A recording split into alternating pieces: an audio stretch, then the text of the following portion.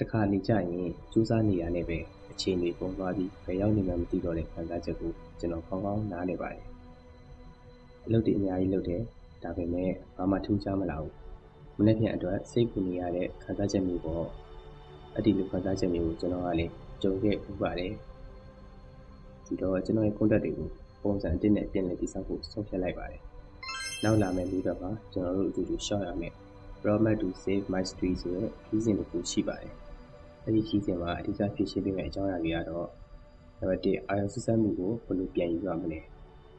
နံပါတ်2ငွေကြီးစီမံမှုကိုဘယ်လိုစနစ်တကျလုပ်မလဲ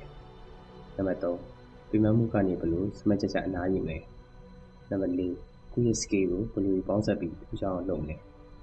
ကျွန်တော်တို့ရဲ့အချိန်ကြီးအားလေးကတော့တနင်္ဂနွေနေ့တိုင်းအဲ့ဒီအပတ်ရဲ့အကြောင်းအရာတွေကိုအသေးစိတ်လမ်းပြပေးပါမယ်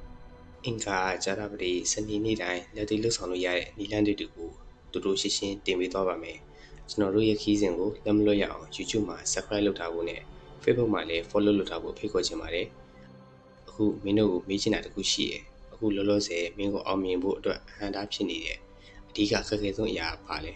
ကိုမမှာဖြည့်ပေးခဲ့ပါကျွန်တော်အားလုံးကိုဖတ်ပြီးခီးစဉ်မှာမင်းတို့အတွက်အထူးအဆုံးဖြစ်အောင်ဖြည့်ရှင်းပေးသွားပါမယ်